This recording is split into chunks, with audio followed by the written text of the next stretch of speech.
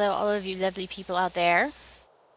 If you are indeed lovely, this is Inquisitor Ara, and this is Time Elemental Shaman, Restoration Shaman, and we're going to be running around doing some more well, we've got the Garrison situated right now. What we're going to be doing now is we're going to be running around, we're going to be building up some more quests, and I'm going to be discussing some Restoration Shaman stuff because that is my chosen spec. So that is what I will be discussing most of. So we're going to come over here. We're going to start talking to some people. Speak quickly. To talk to them, that's cool. Okay, so Resto Shaman stuff. There's a lot of changes coming in Warlords. As everybody knows, it's happening, it's coming. We're getting, according to Blizzard, Cataclysm style healing back, which is mostly going to be triage healing, but that's not too terrible as long as they don't make it suck like it did then, because it sucked and it was awful and that was bad. So bad juju all around. Some of the things that they're changing, I'm going to start off talking about spell ability pruning and spell changes.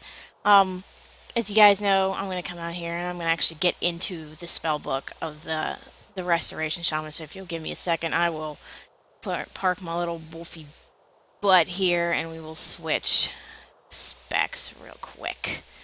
Once again, this is on level 90 leveling realm. This is not on the level 90 PvE realm or level 100 PvE realm. So I don't have high tide. But that's okay because I will have a level 100 created that will fit that book. So we're going to go here with the spell book. And the first thing it is important that we understand is that our AoE heals are not going to be as smart anymore. So our chain heal and our healing rain are going to be doing a little less healing, and that honestly is fine. That's headed perfectly in the direction of the triage style healing. Let's go ahead and turn around so you can see my pretty face. Pretty face. There you go. Sit there and be a little badass. So here's the things that are important. Riptide. Riptide, once again, normally right now on live, unless it's unglyphed, which I see absolutely no reason why it would be unglyphed, so reasons. Riptide will be on 6-second cooldown unless it's glyphed, and in which case it will be an instant, which it should be. You're going to have your healing wave, which is greater healing wave. So they took greater healing wave and they renamed it healing wave, and then they took healing wave and just got rid of it. So nothing to worry about there. Chain heal. Once again, it's going to bounce. And they took away the ability of it to hit each target after the first one for equal amounts of health. Okay, so it's going to heal for less the more bounces that you get from it. Things else that they have cut from Restoration is you don't have Lightning Shield or Chain Lightning anymore. So if you were DPSing as a healer, which you shouldn't have been, unless you were trying to get back mana, then yeah, those are gone and you're probably not going to miss them. It is important to realize that Glyph of Telluric Currents, it doesn't do the same thing that it used to. Now let me roll down here. I thought I had it on this character, but apparently I don't. Glyph of Telluric Currents used to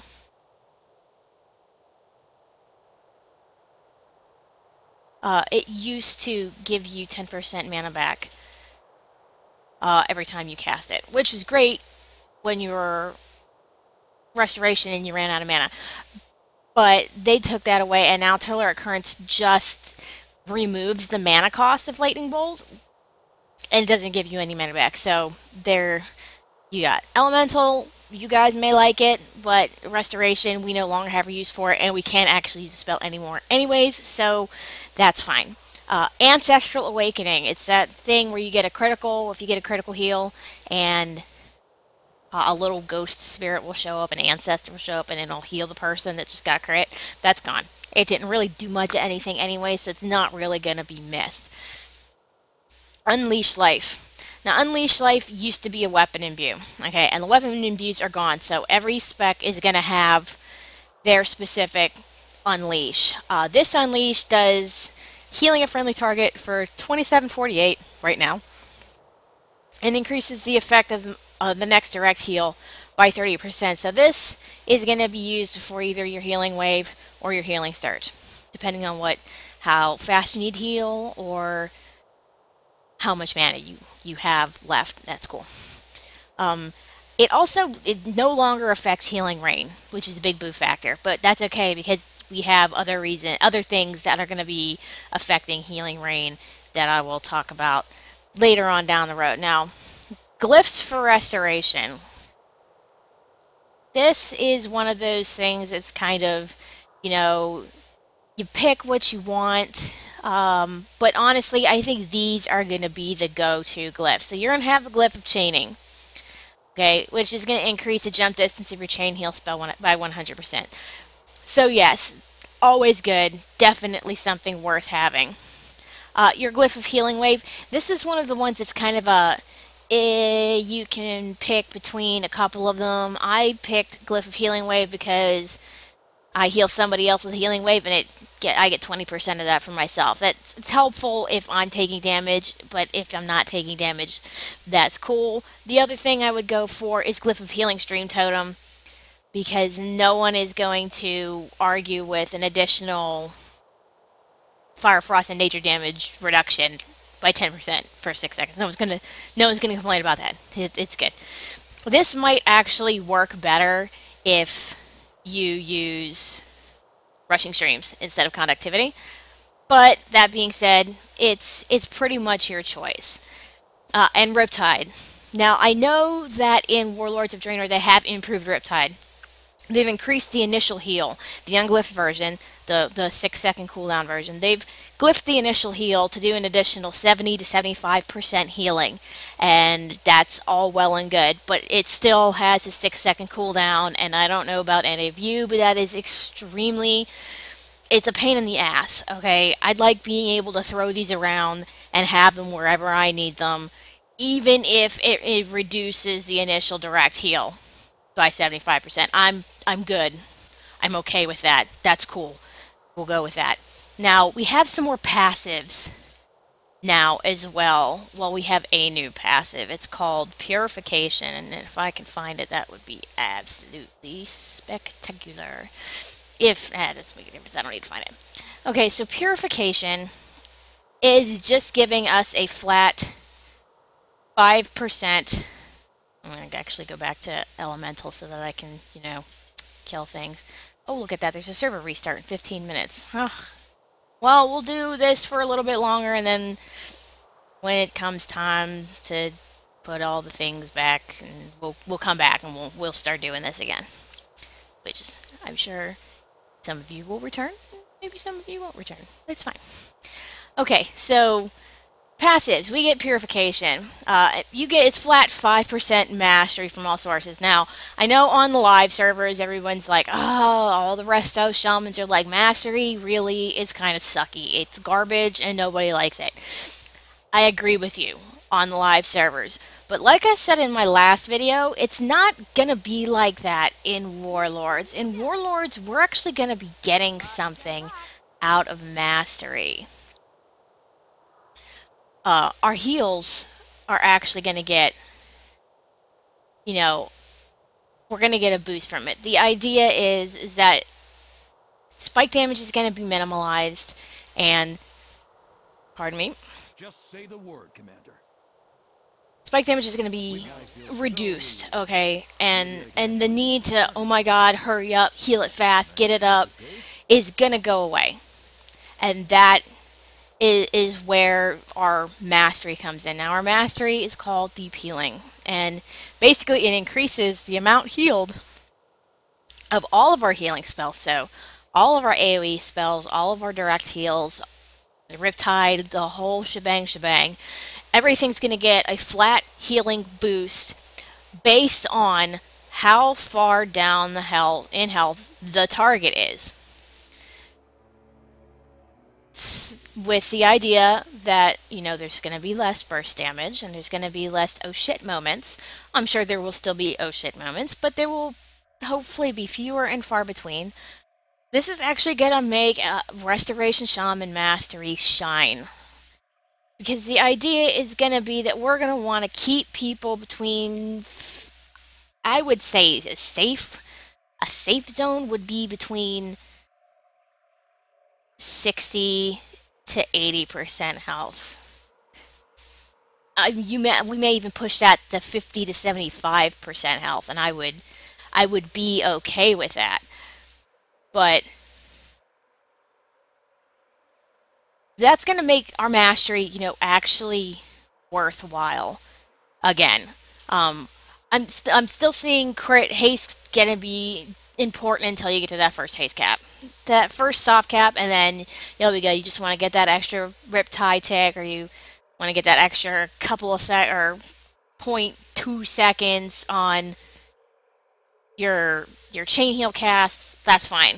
Crit is still also gonna be pretty much huge. I can see that. There's a Bahama. I see what they did there. Bahama. Get rid of that. Salvage some stuff.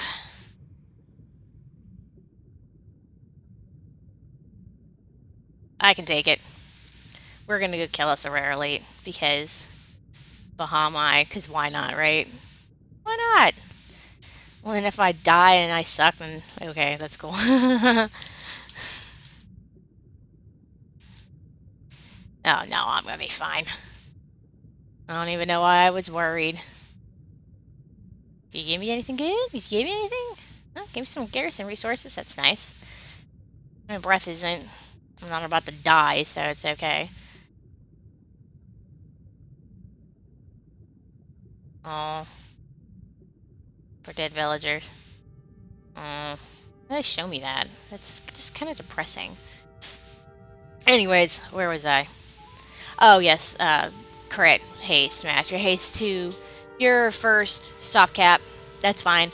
Get that first tick, or get to whatever you're comfortable with, or whatever soft haste breakpoint you want, or whatever you used to. But crit is still gonna be a very strong stat for us. I'm just glad that they're making all of the secondary stats, with quite possibly the exception of multi-strike, which elemental. You have fun with that because that's going to be amazing for you. But for Resto, not really, not so much. That's fine, I guess. 11 minutes until server restart.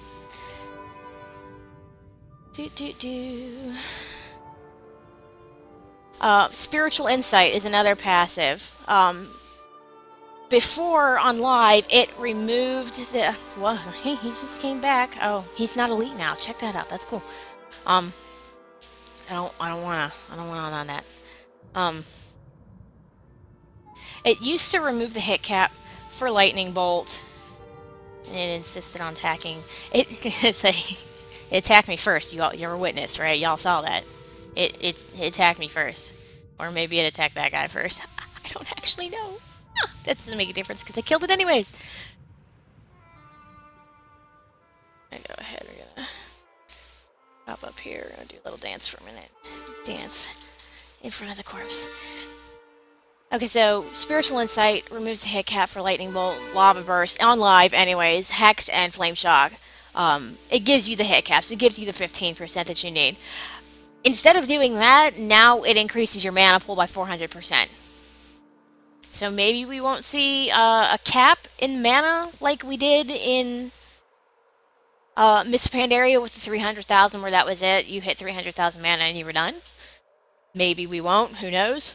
I'm sure you'll eventually figure that out. Now, we're going to talk about something that I think is very, very interesting about Restoration Shaman in Warlords of Draenor, and that is their Tier 17, actually. Their Tier 17 set pieces.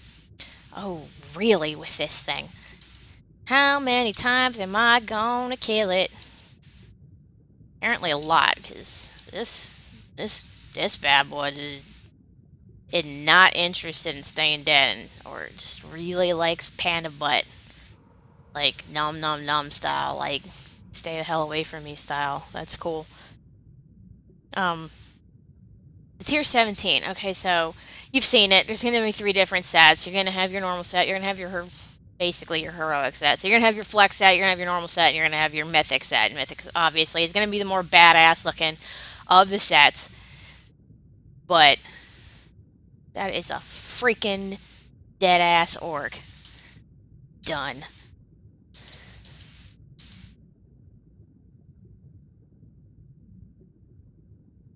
Oh, those are all dead. Good.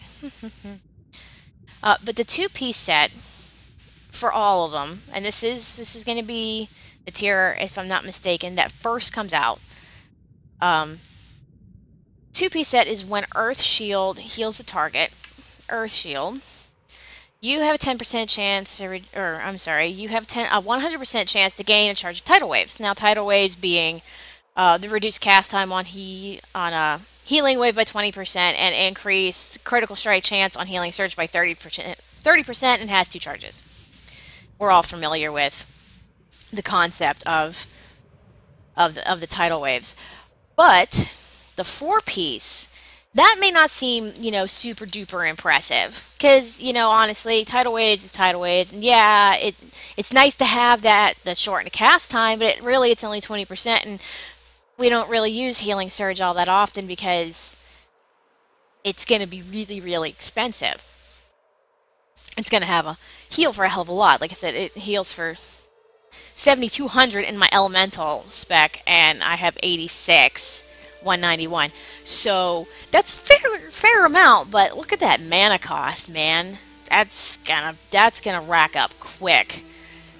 That being said, you look at the tidal waves and it's the reduced cast time, and that's awesome, but here's the kicker. The four-piece set bonus is when you have tidal waves, you have a 10% chance to reduce the mana cost of chain heal by 75 for 10 seconds. I'm gonna have to switch back to my Resto. Or after I kill this dude, I'll have to switch back to Resto. Boy. We'll switch back to Resto real quick. There we go. Chain heal. Do. Reduce it by 75. So, yeah. 2,072, so you're going to bring it to just under 2,000. That's, even so, that's still fairly huge. Okay, now you're not going to be spamming this as often as you're going to be hitting your healing wave, so that's cool, but you're going to want to cast it when this procs, because you're going to get more heal out of your mana for it. And reduced mana costs are always good. I'm hoping that Blizzard reduces the mana cost of this a little bit more, but we will see about that. Now, with your talents, well, actually, I'm gonna do a little thing here. Conductivity. You heard me talking about this the last time. So, your healing wave, healing surge, and chain heal increase the duration of your healing rain by 3.15 seconds up to a maximum increase of 30 seconds. Now, here's my question. Here's what we're going to answer. If I put my healing rain down and I get some extra heals off on myself, like we're going to do right now, I'm going to go ahead and just drop this on the ground.